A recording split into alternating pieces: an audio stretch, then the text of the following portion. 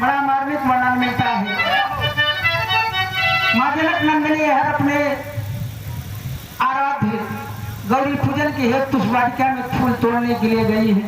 तो हर अपने गुरु का पुष्प गुरु पूजा के हेतु राम प्रभु अपने लद्दाख लक्ष्मण जी के साथ है। और जब सखियों की नजर पड़ी तो घूम करके जाती है। सीता मैया से जाके बताओ तो कि मनई इतना सुंदर लड़का, इतना सुंदर राजकुमार ये बगिया में आई है कि ऐसा आज तक हम लोग सुंदर सलोना राजकुमार न देखे।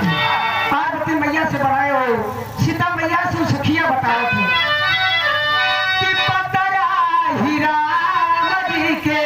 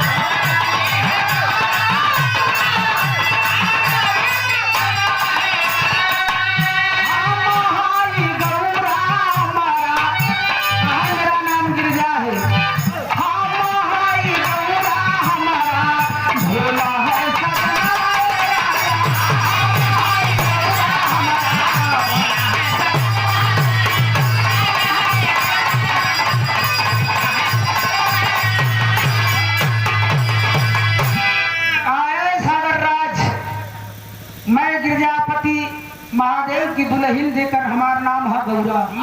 हम महादेव को दुल्हन नहीं सागर बड़ा ठकरा मार के हंसा का जवानी बर्बाद करत है। नंग धरंग रहे वाले मनाई के साथ जिंदगी एक बूंद पानी भरे तरसत है। अरे हमारा नाम सागर है और नंग धरंग रहे वाला तो एक बूंद पानी भरे घरे घरे भटकावा था। आवा हमार पटरानी रानी बन के रहा। इतना नहीं 14 रतन का मालिक है जब तोहरे पौरावा तो का कभर दई हो।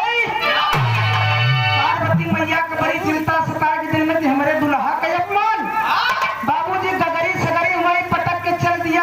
आंख में बूंद बूंद आज तक कप्पा करके भोले बाबा के समकक्ष खड़ी हो गई।